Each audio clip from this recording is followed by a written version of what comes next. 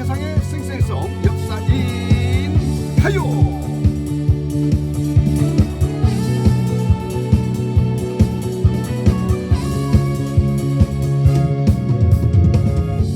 네, 역사인가요 8월 둘째 주 이야기를 시작합니다. 날짜는 8월 10일에서 8월 16일까지입니다.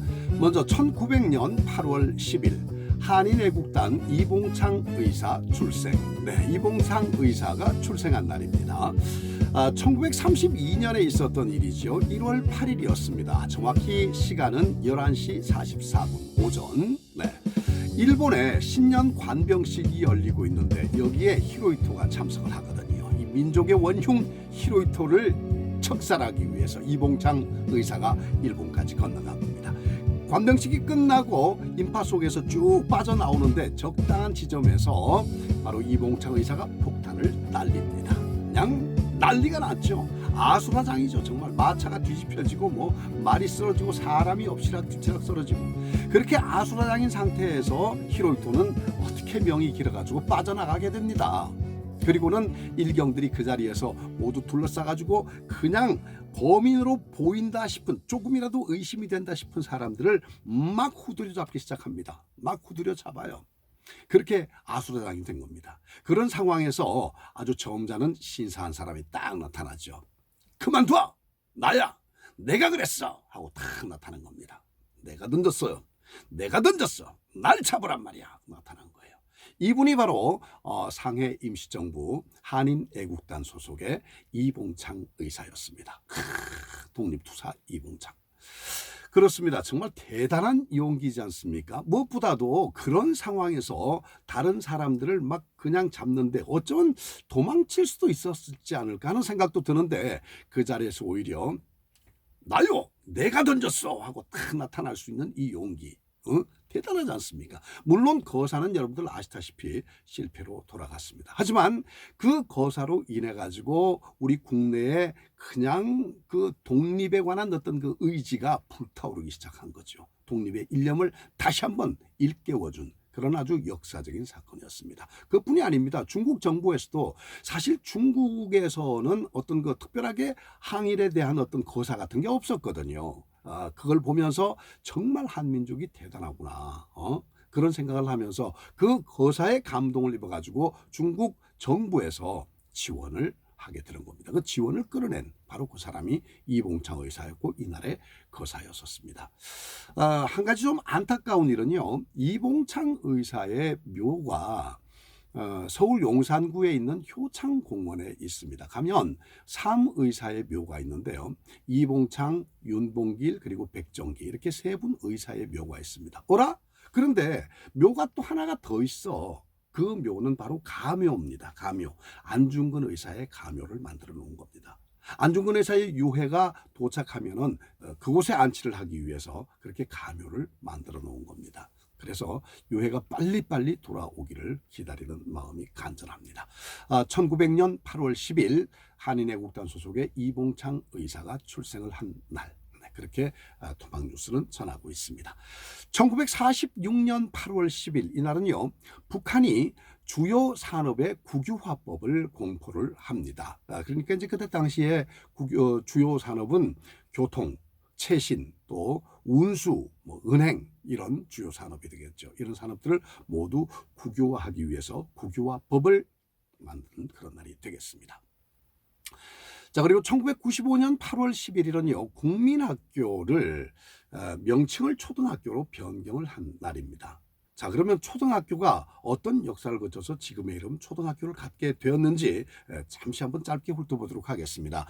1895년도에 우리나라에 처음으로 근대적 최초의 초등교육기관이 생겼습니다. 그때는 이름이 소학교였었습니다. 가보 개혁이 진행 중이던 그때 기간에 생겨난 게 바로 소학교였었습니다. 그러다가 1906년도에 보통학교로 이름이 바뀌었고요. 1938년도에 다시 소학교로 이름이 바뀝니다.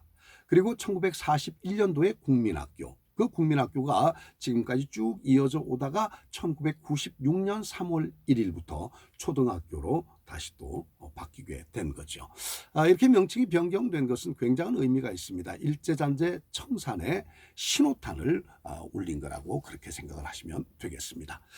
자, 1984년 8월 11일 이날은요. 미국의 레이건 대통령이 라디오 연설 중에 마이크 테스트를 하면서 소련을 폭격하겠다라고 말을 했는데 그게 전파를 타버린 겁니다. 이런 실언을 한 날이 1984년 8월 11일입니다. 그때 당시가 냉전 시대였잖아요. 정말 소련이 아주 철천지 원수처럼 여겨지던 그런 때였었거든요. 그때 당시에 레이건이 그랬으니까 일파만파 얼마나 그 말썽이 컸겠습니까? 네. 근데 사실은 그게 이제 마이크 테스트 중에 사실 원고에 있었던 이야기는 아니고요. 하지만 이제 많은 사람들이 그렇게 또 얘기를 합니다. 오죽하면 마음에 없는 얘기가 밖으로 나올 수 있겠느냐. 왜냐하면 레이건 대통령은 가끔 이제 사석에서도 그런 얘기를 했거든요. 굉장히 또 유머가 있는 대통령이고 어떤 얘기를 했는가 하면 소련 그러라 그래. 우린 람보가 있어. 전 그렇다면 람보를 파견할 수밖에. 뭐 이렇게까지 얘기를 했다고 합니다. 얼마나 정말 재밌는 얘기입니까?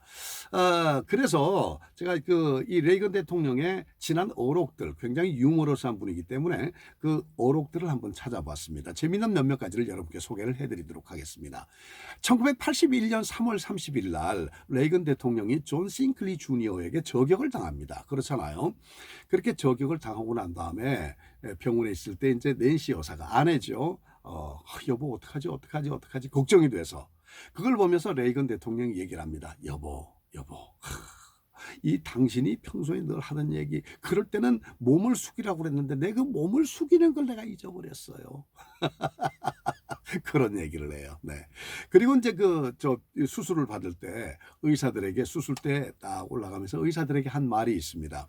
그 의사들에게 뭐라고 그랬냐면 부디 여러분 모두가 공화당 당원이기를 바라겠습니다. 이런 말을 남기고 수술대로 들어갔습니다. 네. 자, 그리고 1986년 7월 3일 이날 참 재미있는데요. 헬기로 미국 시차를 이렇게 쭉 다닙니다. 그러다가 어느 순간에 헬기 옆에서 바들바들 긴장해서 떨고 있는 아내 낸시 여사의 손을 잡으면서 여보, 내 당신에게 고백할 게 있어. 뭔데요? 사실은 내 마음에 온통 당신밖에 없지만 또 한 여자가 자리하고 있음을 얘기하겠어. 고백합니다. 그러니까 깜짝 놀라가지고 어머 무슨 이야기예요? 그 여자가 궁금하면 아래를 내려다보시오. 내려보니까 자유의 여신상이 서 있는 거야. 네, 그만큼 자유의 여신상 뭐 어떻게 생각하면 미국을 사랑했고 또 당신을 사랑했다 또는 자유를 사랑했고 그리고 또 당신을 사랑했다 이렇게 또 해석이 가능한 거겠죠. 굉장히 재미있는 그런 분이셨습니다. 레이건 대통령 1984년 8월 11일 날 라디오 연설을 하는데 마이크 테스트 도중에 소련을 폭격하겠다 하고 실언을 해서 여러 가지 또 많은 이야기 구설수가 뒤따랐던 그런 날이었습니다. 1942년 8월 11일 이날은 대구에 섭씨 40도를 기록을 한 날입니다. 야, 40도. 1942년이면 굉장히 오래전인데 해방 전이잖아요. 그때 섭씨 40도를 기록했다. 지금도 대구가 더워요. 오죽하면 데프리카라고 그랬습니까? 네. 그 인근 지역이 특이한 날씨입니다. 일단은 비가 적고요. 그리고 또 일조량이 굉장히 풍부합니다. 즉 햇빛이 굉장히 뜨거운 햇빛이 오랫동안 비치는 그런 일조량이 많다는 이야기죠. 그러다 보니까 자연스럽게 대구에는 뭐가 잘 돼요? 과일이 잘 되는 겁니다. 실제로 여러분 대구하면 생각나는 과일 뭐 있습니까? 대구 사과잖아요. 대구 사과. 대구 청라언덕이라고 있는데 그 청라언덕에 우리나라 사과나무의 시조나무가 거기에 있습니다. 114년 됐습니다. 이 나무는 1899년에 대구 동산병원의 원장이던 초대 원장이었습니다. 존슨 원장이 미국 자기 본토에서 사과나무를 한 그루 가져와서 심습니다. 그 나무에다가 우리나라 들녘에 가면 볼 수 있는 작은 능금, 그 능금을 접붙였다고 그러죠. 그렇게 해서 현재 우리가 먹고 있는 본래 재래종의 사과가 나오게 된 겁니다. 그러면서 사과, 정말로 귀한 유실수였죠. 그 유실수를 가지를 꺾어다가 이곳저곳에다가 쫙 이렇게 번식을 하게 되죠. 그래서 대구 인근 지역이 온통 사과나무로 덮이게 됩니다. 대구 사과가 유명한 이유가 바로 그것 때문이죠. 지금은 그 대구 경산 쪽에 이제 대추가 그만큼 유명합니다. 경산 대추. 네. 뭐 우리나라 대추의 생산량의 약 40%, 그러니까 생산량의 1위입니다. 가장 많은 대추 양을 생산을 하고 있고 또 천도복숭아 지금 굉장히 많이 나오고 있죠. 전국 생산량의 55% 최고입니다. 가장 많이 또 생산을 하고 있습니다. 그런가 하면 우리나라 전역에 최근에 와서 그 장미 축제가 없는 지자체가 별로 없을 거라는 생각이 드는데, 크고 작은 장미 축제, 그 많은 장미를 어디서 다 조달을 하겠습니까? 바로 경산입니다. 경산이 전국 장미 묘목의 거의 70%를 전국으로 다 이렇게 뿌립니다. 그렇게 해서 그 장미를 가지고 장미 축제를 치르게 되는 겁니다. 앞으로 여러분 어디를 가든지 장미 축제 현장을 가면 이거 경산에서 온 장미, 이렇게 생각하시면 됩니다. 경산 방문해서 묘목 단지도 한번 둘러보시고요. 네, 묘목 단지 그러니까 생각이 나네. 우리나라 묘목의 역사, 그러니까 묘목이란 이름으로 대량으로 생산을 한 그런 묘목, 이 묘목 단지가 경산에 있거든요. 묘목의 역사가 우리나라 100년이 조금 넘었는데 그 100년 된 묘목 역사가 바로 경산의 묘목 역사다. 기후와 토질이 그렇게 식물이 잘 자라고 아주 제 모습을 제대로, 제 맛을 제대로 내는 그런 그 유실수를 생산해낼 수 있는 그런 아주 딱 좋은 모든 조건을 가지고 있는 곳이다. 이렇게 말씀을 드려도 과언이 아니겠습니다. 특히 왜 그런 얘기가 있잖아요. 왜 사과가 햇빛을 많이 받아가지고 사과가 빨개지면 빨개질수록 의사들은 얼굴이 파래진다, 이런 얘기가 있는데 그만큼 사과가 건강에 좋다는 이야기예요. 특히 경산 사과. 왜? 일조량이 많으니까 사과가 빨갛게 익잖아요. 네. 다 좋은데 너무 더워. 오죽하면 데프리카라고 그래요. 네. 자, 1955년 8월 13일 이날은 국내 최초로 성전환 수술이 있었던 날입니다. 이야, 이거 그 뭡니까? 그 커밍아웃. 네. 이 이야기가 나온 지가 뭐 그다지 오래되지 않은 것 같고, 불과 뭐 몇 해 전에, 그때 이후로 우리가 이제 이 그 성전환 수술에 대한 이야기를 좀 많이 나누지 않았나 하는 생각이 드는데, 실제로는 1955년도에 우리나라에 성전환 최초의 수술자가 있었네요. 이거 정말 놀랄 사실입니다. 외국 경우를 한번 볼까요? 지금 전 세계적으로 공인된 세계 최초의 트랜스젠더 그 영화가 있는데요. 바로 데니시 걸에 나오는 주인공들입니다. 부부예요. 데니시 걸. 그 영화 속에는 부부입니다. 부부 화가거든요. 어느 날 아내가 여성 모델을 놓고 그림을 그리고 있는데 이 모델로부터 오늘 올 수가 없습니다라는 연락을 받게 되는 거예요. 그야말로 급보를 받게 된 겁니다. 깜짝 놀랐죠. 화가한테 모델, 그것도 작업 중이던 모델이 안 나타나면 화가는 하루 종일 멍하니 그냥 있어야 되는 겁니다. 일을 못하는 거죠. 여보, 당신이 나 좀 도와줘. 사실은 모델이 못 온다 그러는데 당신이 모델을 좀 해줘. 그러면서 그 모델이 입고 있던 옷을 그대로 입히고 화장을 그렇게 하고 가발을 씌우게 됩니다.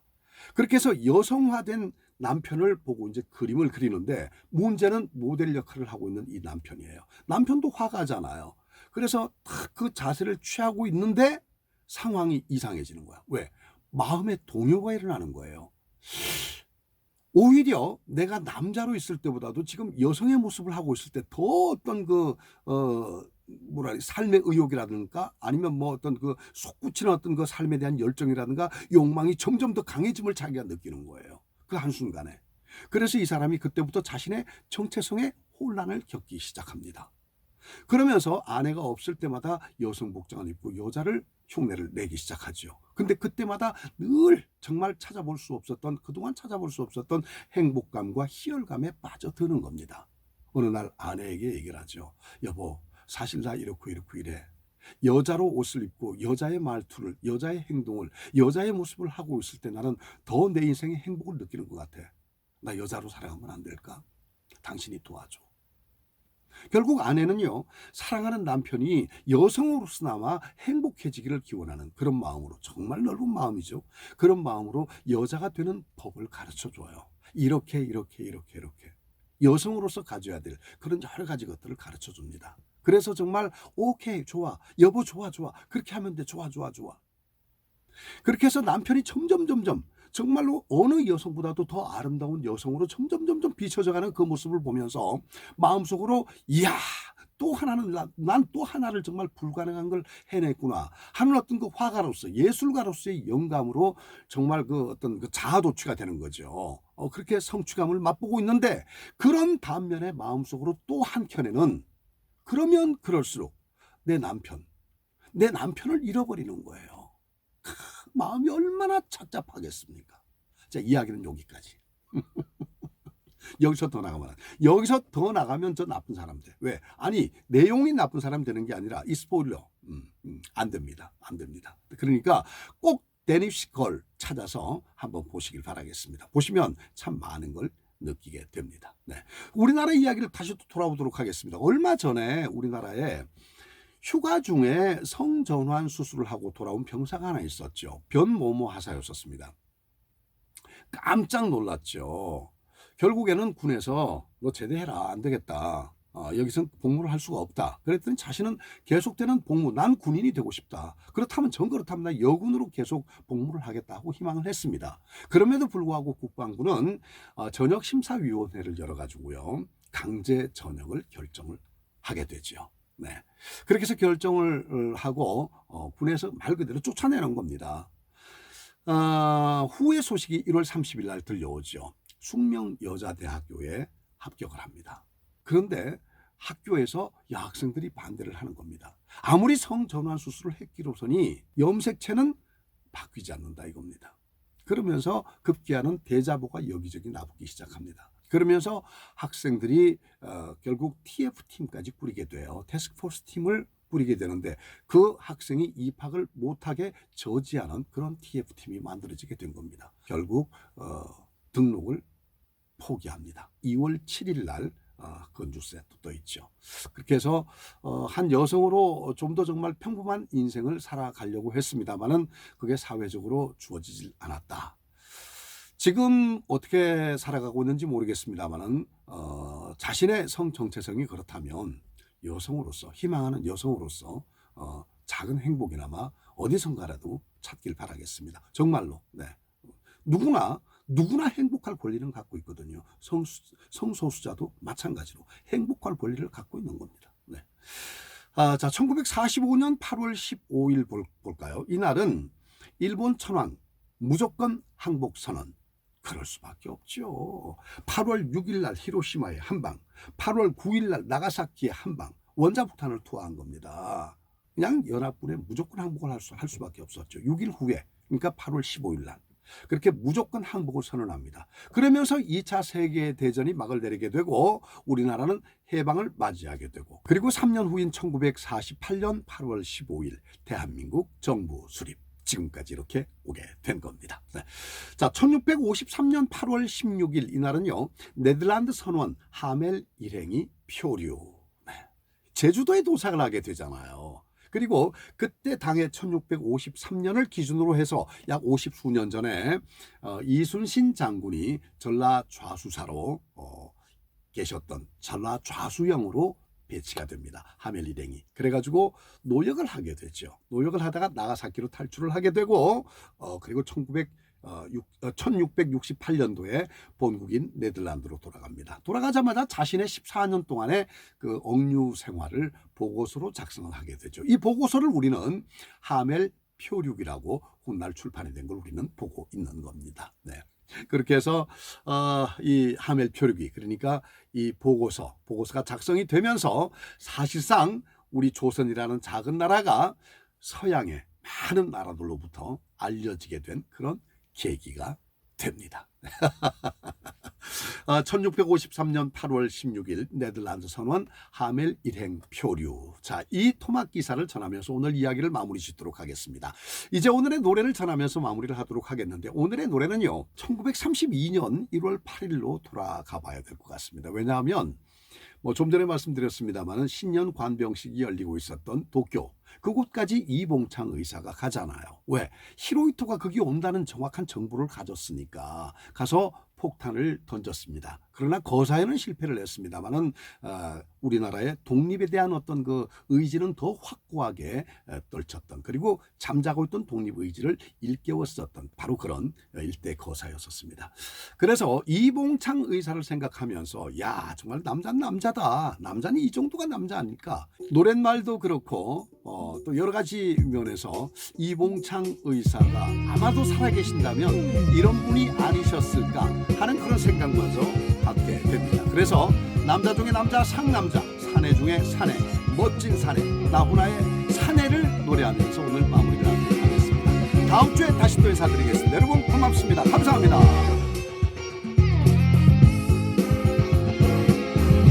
큰 소리로 울면서 이 세상에 태어나 가진 것은 없어도 비굴하진 않았다. 때론 사랑에 빠져 비틀댄 적 있지만 입술 한 번 깨물고 산에 닿게 웃었다. 긴가민가 하면서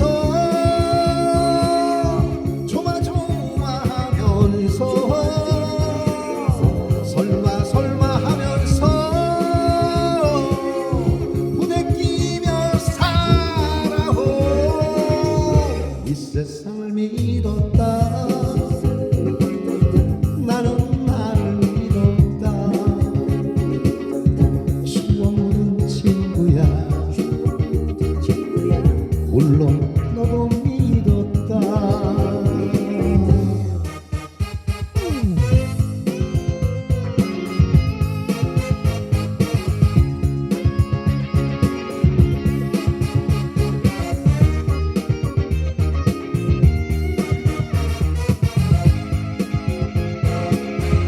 벌거벗은 몸으로 세상에 태어나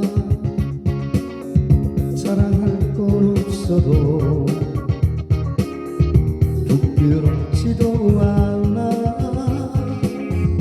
한때 철없던 시절